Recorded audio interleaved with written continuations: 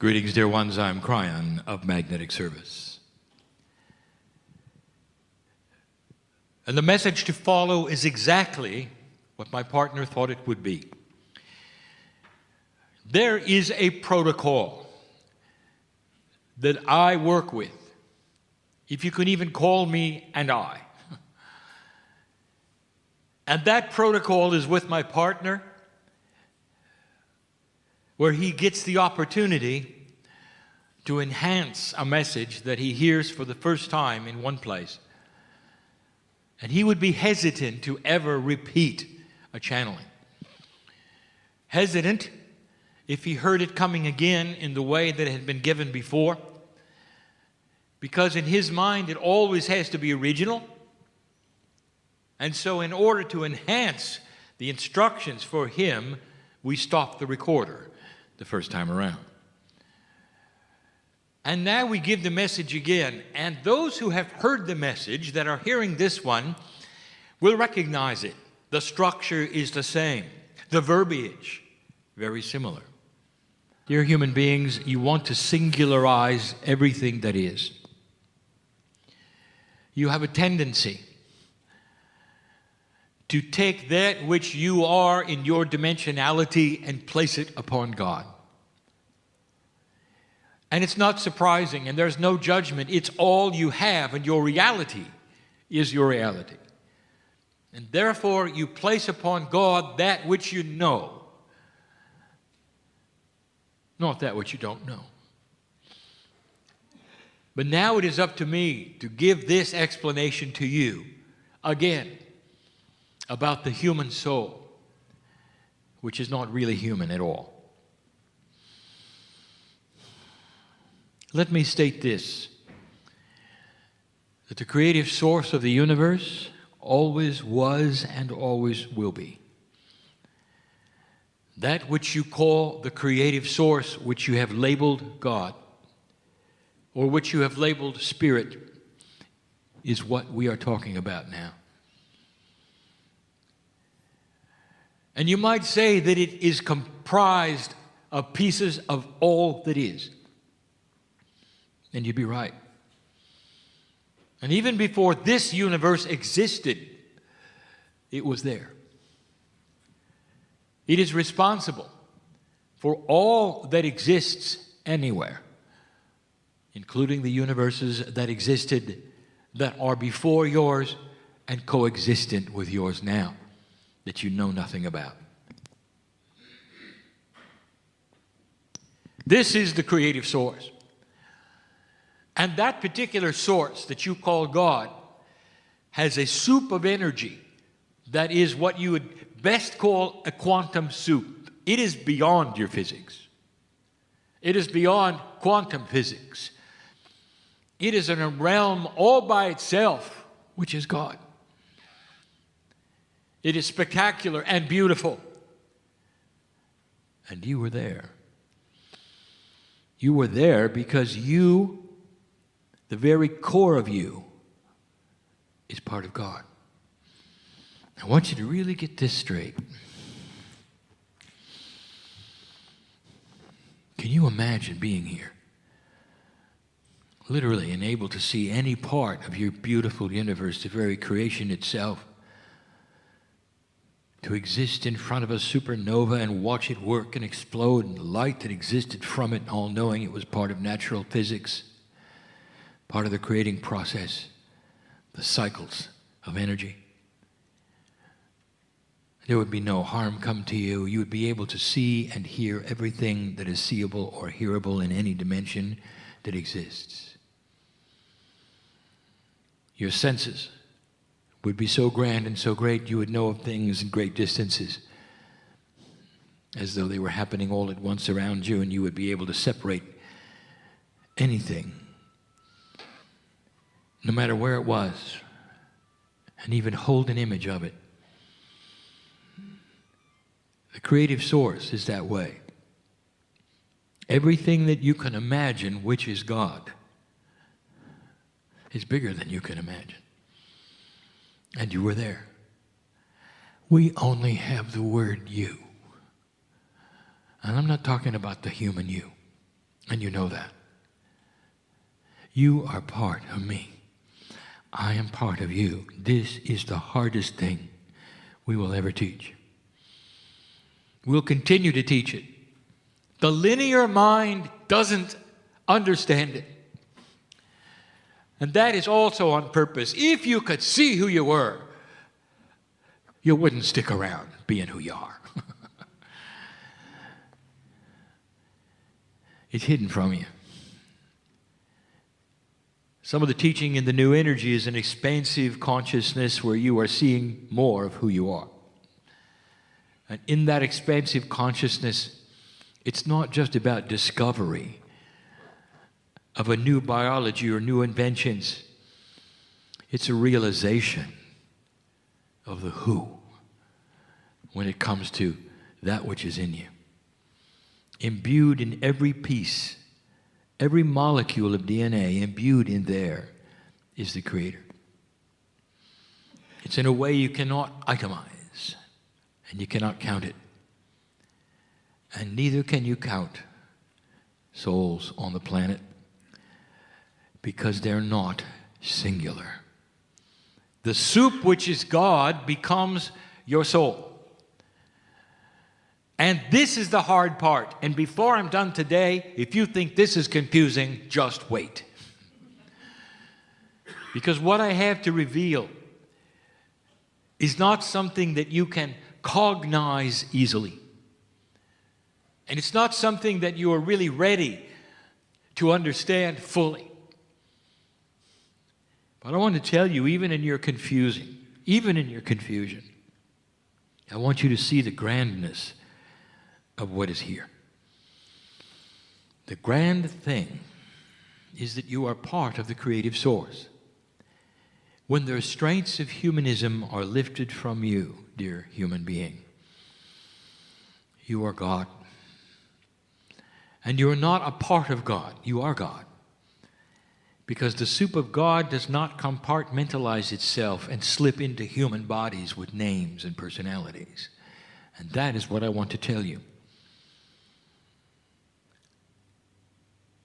Number one, the souls that are in you are not singular, they are part of the whole. That's easy to say, but hard to grasp. When you look at another human being and you give them the honoring of greeting the God inside, which you have often said, namaste. You greet the God in them that is the God in you. Did you ever think they're the same soul? No. You have your soul, they have theirs. That's what you think. And it's the best you can do. Because if you combine them together, there are problems with your mind. The mind that is linear and wants your soul to be yours alone will keep you from understanding this message. And what I'm going to tell you is that when you cross the bridge of understanding, you'll understand that it amplifies things. It does not change them and subtract in their magnificence. There is no such thing as a singular soul. It is always connected to the whole. The soup of God is always in a soup. You might call it a collective if you wish, and it does not separate itself. Pieces and parts of it, if you wish to call it that, inhabit the human body and consciousness, and you identify it as your soul. My partner's teaching this year will be about the 9 attributes of the human being, and 3 of those are the soul group. And he talks about the core. And that is what you feel when you get into a deep meditative state. You touch the core, and you think it's you. It isn't. It's everybody. And that's why it is so magnificent. I don't want you to think this is a foreign entity inside you. It is you. But you are God. The only linear thing is that humans live in 3D and never see the connection.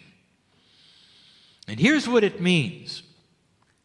Now, my partner, we're going to be more succinct this time than we were last, and we will not break out into other teachings as we did before. I'm speaking to my partner who sits in the chair about what is coming that might be different than what was given before. I'm going to break some paradigms that you've been taught. The human soul is creator. It does not belong to humans. It is part of creation that is in you. Therefore, there's no such thing as a soul in a learning capacity. Souls don't learn. Humans do. And yet you are told sometimes that they are specific groups of souls, and that some are more, what you'd say, wise than others. My partner uses the word old soul. You're all old. It's just that some of you have been humans longer than others. Old soul doesn't even make sense, because there is no time of a soul. Always was, always will be. Part of God. And then that is not a correct label, old soul. But humans will continue to use it because it means something different than what it is. There's no such thing as souls that are in a learning capacity to be better souls, going to some place else where they would be graduate souls. This is all in the purview of the mind of the human being who is attached to human things. Humans learn. Humans graduate. Human moves from one level to another. Souls do not, dear one. And so get used to this. What if I told you?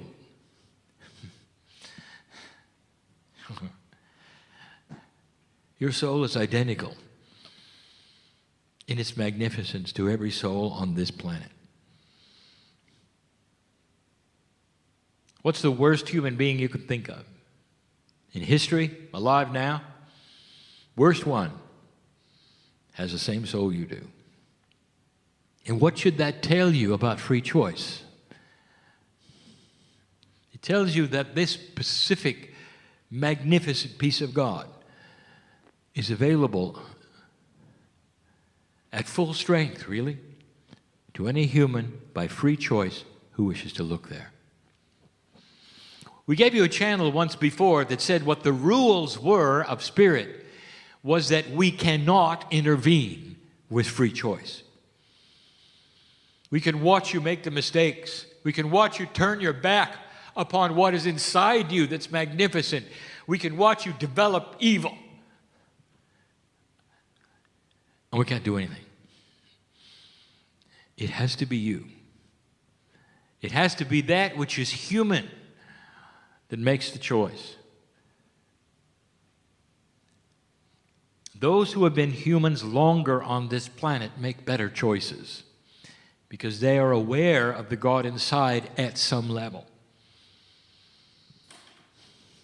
That's just one attribute that I want to demystify how this works. This one is similar. There is no advancement of souls. You should know this. There is this feeling that human beings have that you start as an animal and graduate to a human. And that somehow the soul goes through certain incarnations where it is a lesser human being or perhaps in an animal in order to graduate to an old soul. Any of these things, you just name them, they're all around. That's what humans do. They make levels of advancement and importance. And they place them upon God and even teach them. That diminishes the creative source. Kryon, you mean the animals don't have souls? I didn't say that. They have a different kind of what you call soul, and yes, it reincarnates, and we have told you that before, but it never crosses the barrier of animal to human, ever. It's precious and it's sacred what is inside you, human being. It belongs to your DNA and it's part of a plan. It didn't start as an animal. There are those who actually think that The smaller the animal, the lower the soul. You start as a hamster, you become a dolphin someday, and then you're a human. By the way, that's taught in places. I want to tell you, that's not the way of it at all. It just isn't. And so there is no learning, there is no levels of advancement, and there's no hierarchy. Wait a minute, Kryon, what about archangels and lesser angels? We've given that discussion before. It's only in your thinking where you put them and what you name them. That is a human attribute. It is not God. There's no management system or flow charts with God. There is no hierarchy of who is in charge of whom or what with God. It is a system that is known by all. It is beautiful, and it is sacred, and it is perfect. There are those scientists who have looked out into the universe, and they're starting to realize it could not have been made by accident. And they are struggling with this because it is outside of the reality they have of evolution being chance. Well, it isn't. It's designed. And if you want to know why this galaxy was designed the way it is, I will tell you, it's so you could sit on this earth and hear these words. It's all about you. It really is. Everything revolves around the human being on this planet, and the animals know it at some levels. They all know it. Getting you to realize it has been slow. And now that is the task, is it not? To understand that the system supports you. You are not bucking the system. When you go outside and you look at the things you don't think you can control, the things that happen to you, the weather and all the things that you say you're just bounced around from place to place, all of them are invitations for you to change. Perhaps you know humans who have had very unfortunate lives and everything bad has happened to them at every single juncture. Dear human being, that particular human had a grand opportunity to be brought to zero and take the hand of God.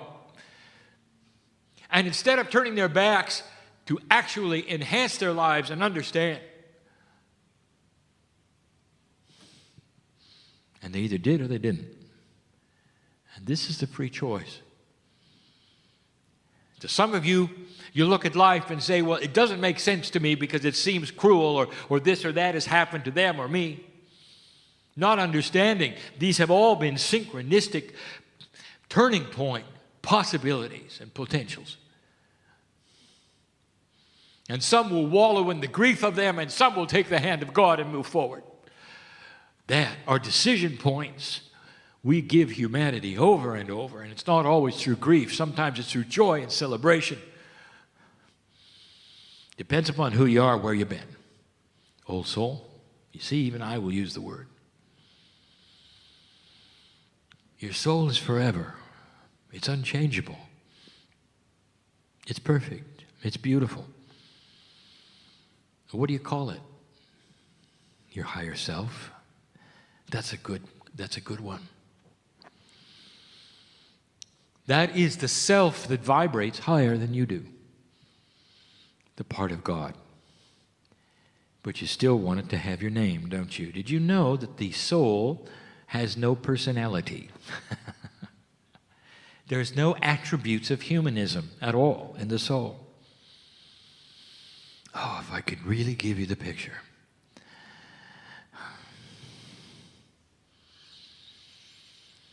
I would love you to see it. The perfection of the universe that you share with every other human being on the planet.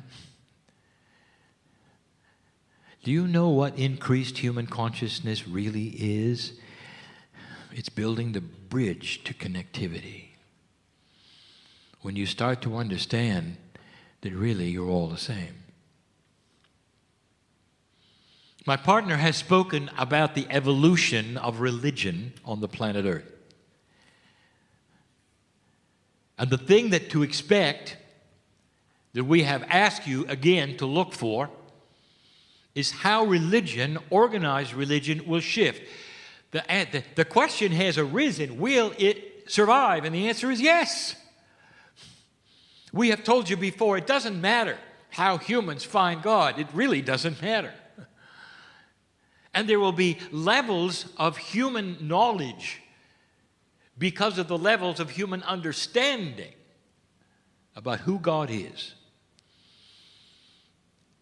Therefore, it's important that all of the processes remain so that the human beings just starting out can go through whatever process they wish to and have their hands held while they do it by a master.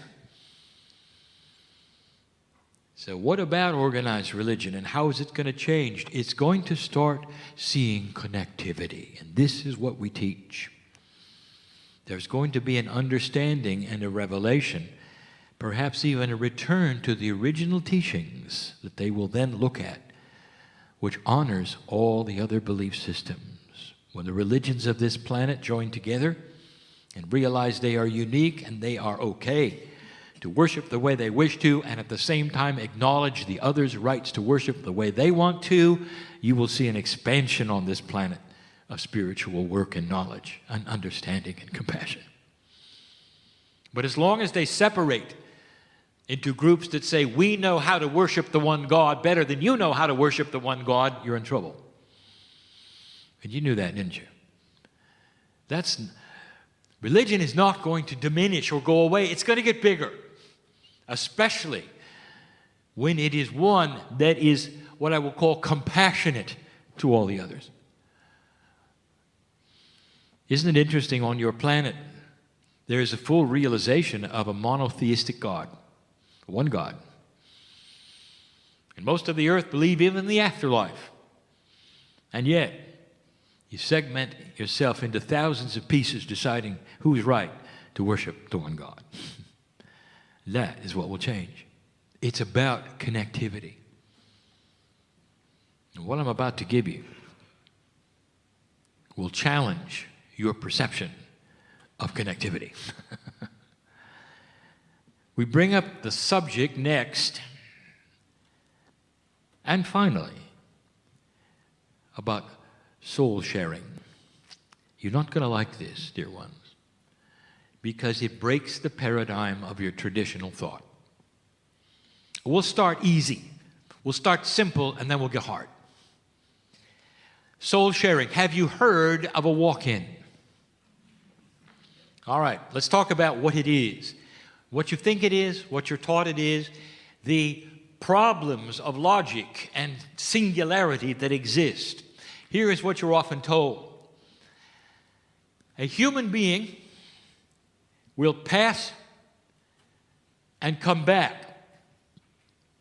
But in order to come back quickly and move over the growing up period, in order to accomplish things quicker, they will soul share at approximately the age of 8 to 13 with another soul that is grown up already.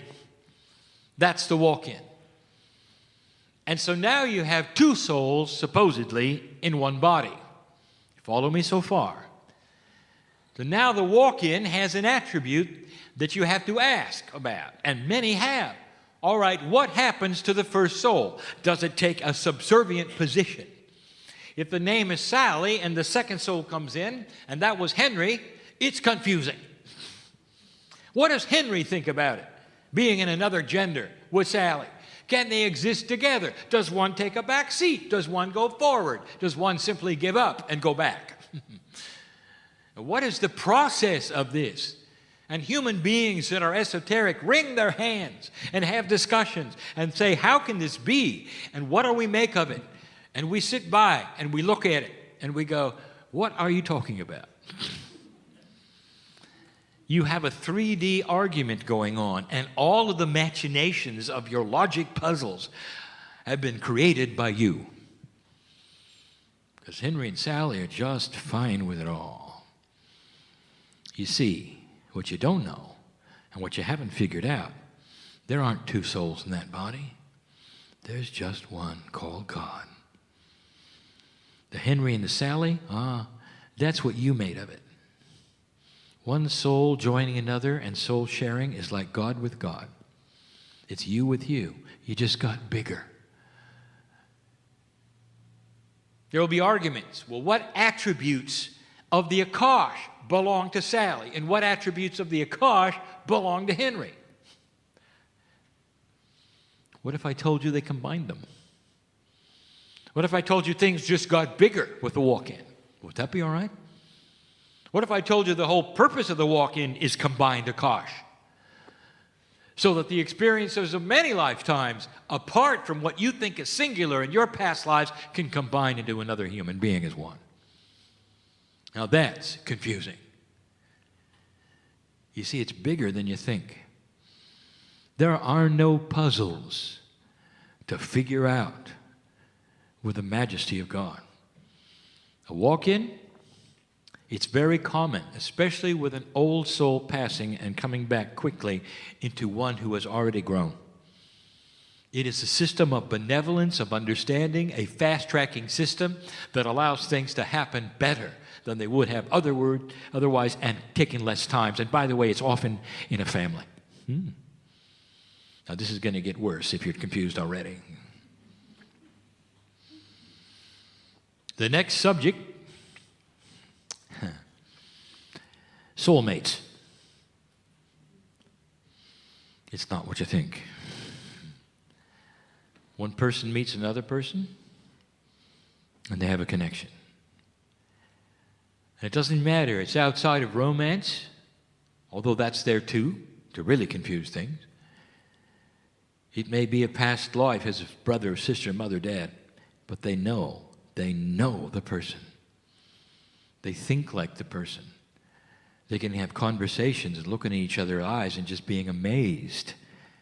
They must have spent lifetimes together in order to have this similarity of thought and thinking, of ideas, passions. There's an attraction to be with that person. Just stay with that person. Because they represent something that is so special, and you call it soulmate. Let me tell you. What if I told you you just met yourself? I told you it'd get spooky. What if soul sharing is something where you met a piece of yourself in another human being? And if I told you that, will you walk out of the room and say, this is not for me, this can't be for me? I want to tell you, I want you to use your discernment. If God is not singular, and you are a piece of the whole, and everybody is in you, and you are in everybody else, why is that so spooky? That you would see a piece of yourself in another human being, because that's the way soul sharing works. It's hard to describe, because you want to singularize it. Instead of seeing the glory of God in that person, you're seeing you in them. Because you have been together in one human body in the past. That's what a soulmate is. No wonder you're attracted to them. And they're attracted to you. Soul sharing cannot be explained satisfactorily to any single-digit dimensional human being. And everything that I'm doing now will simply complicate it. Let me tell you the most complicated one. And then I want to give you an example. And after that, we'll close. I have told you that there is a system of reincarnation that honors the family. And that at the very least, the system has one generation skipped for reincarnation within a family. Most of the time, it's 2 generations, but often it's every other generation. And this allows for new souls coming in to learn and for old souls to be their children and their parents, if you see what I'm saying, and vice versa. It mixes it up, and it's helpful for both. For instance, old soul, your children are probably not, but your grandchildren are. You see where this is going? Skipping every other generation. And you know this is true. For in a generality, we will say, you know your children best, but when your grandchildren came in, you saw something in them that you recognized. Now, I want to make this so clear, and I cannot. This is very, very understandable to you, and it's fine as long as the grandparents are dead. But if they're alive, now there's a problem. Because I've just told you that your grandchildren could be you. What do you think of that? You look in their eyes and you know what's in there, don't you? There's a connection and they're on to you. They know that you're going to give them everything they want. Because they are you and you are them. The peace of God you have shared is not a singular soul with your name on it or their name on it. Pieces of you are in them. And it's not just chemistry. We'll talk about that tomorrow night. To complicate all of this, I'll talk about inheritance that is different between Akashic and chemical. Really, to mix it all up. So who are you? Who are you? Is it possible? The more you get to know each other, the more you see the same God in all of you. The connectivity is what solves the problems of human variety, of you not getting along. There'll come a day, dear ones, if you follow the same progressions of those before you on other planets who have gone through this before, there'll come a time when you acknowledge the similar God in all of you first, and then the personality differences second. This is a secret to peace on earth. Looking at the other one and knowing their desires are the same as yours. That it's compassion, not trickery. It's generosity and not bullying. And you start to look at what creates what it creates in personalities differently and aside from the God inside. You'll see their degree of awakening and help them to do what you've done through what you can show them in your graciousness and in your maturity in how you live. That's the only vehicle of teaching other human beings about God that we have to give you. Let me give you a little story, and then we close. I want to talk about Evelyn, the everlasting tree.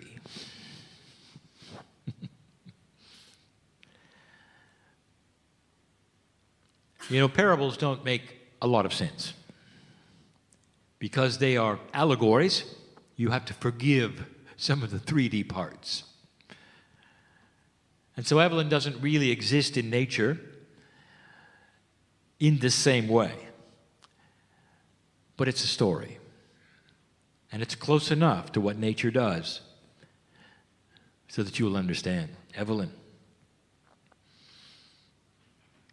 had an essence about her as a tree. The essence of Gaia was there, and she knew she was Evelyn.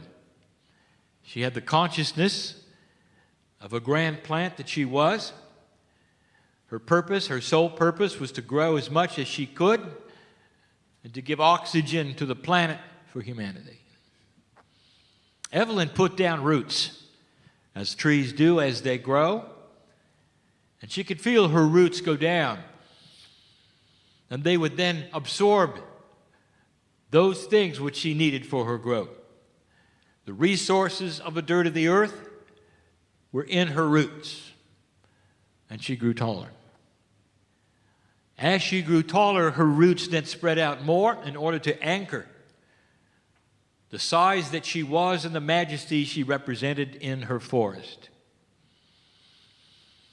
Now, Evelyn wasn't really aware of all of the roots. There were so many of them over time. But one in particular found its way back to the surface, a great distance from her, many meters, and sprouted. And this sprout then became a tree. And this little sprout started growing just like Evelyn had, and it had a name, Martha. Now here is Evelyn watching Martha grow up. Martha grew from Evelyn's root. Now Martha, over a period of time, put down some roots, and the same thing happened with her. In the same time, Evelyn had other sprouts going on in the other direction. They were Evelyn's roots, sprouting as other trees with other names. You see where I'm going with this? Eventually we have a forest, and all the roots are connected. They're all connected. The life force of the nutrients of the planet are surging through all of them. There is no beginning or end of any root. They're all connected to each other. Now, I want to interview Evelyn. Evelyn, who are you? As you look around the forest, are you Evelyn? Or are you also Martha and George, Sally? Who are you? And Evelyn would have to stand tall and say, I am all of them, and they are all of me. Because our roots are combined together from the same source. I want you to look at that. And I want you to understand that it is the metaphor of who you are. In nature, you look at these kinds of things and you say, how unique. You don't see it as you do yourselves, with individual personalities, lives to live, or you walk around. But it's true. Connectivity and the realization of it and the oneness that is all is going to be the salvation of humanity. But it has to start, literally start, with you understanding that the soul inside you is bigger than anything you ever thought. Now, I told you a moment ago the soul has no personality. Not like you think. But it does have an attribute. It has perfection, love, benevolence. That's what you feel. The hand of the soul, which is God, is always open to you. Always.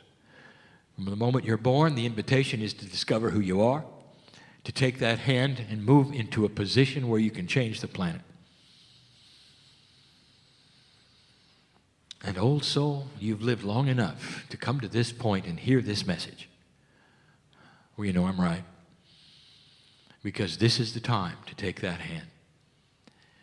It's got to be with your free choice, with your intent, and with your understanding. That's what I want to do. Don't do anything because you should. Or because you came to a meeting and heard a channel that may have moved you. Now you should do something. Don't do that. I want you to sit by yourself alone in a chair and ask your body, is there more? And it will shiver in response. And the first thing it's going to say is, what took you so long to ask? And it'll say, yes. And that is the beginning of discovery. My partner did that. He did it 23 years ago. He started with himself. He was afraid. What energy is talking through me? How could it do this? Is it the devil? All of the things that linear minds go through tradition and training and misinformation was there. All of it. Until he got to a place of pure emotion where he wept with the understanding that he was more than he thought. And it led him right to the source.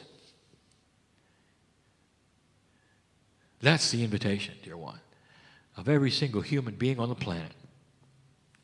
If you relax and talk to that which is your innate in your body and let it help guide you to the truth, you'll get it. Don't listen to me. Don't listen to another human being. I want you to start listening to you. Start asking yourselves and yourselves what it is you need to know. And it'll tell you. Is this channeling real or is it not? Use your discretion and your discernment and all the words you want. Discern the energy of the day. My partner steps aside for this, and now he comes back in a moment. All this time to give you a message of love coming from that source, which is you. You ought to recognize this voice. Not the human voice, the other one that's been talking to you in the third language all this time. Whispering, listen, listen, listen. This is what you came for. It really is. Dear old soul, you are the hope of the planet. Whoever is listening to this and cognizes the truth of it, you'll know this is your time. Get on with it. And so it is.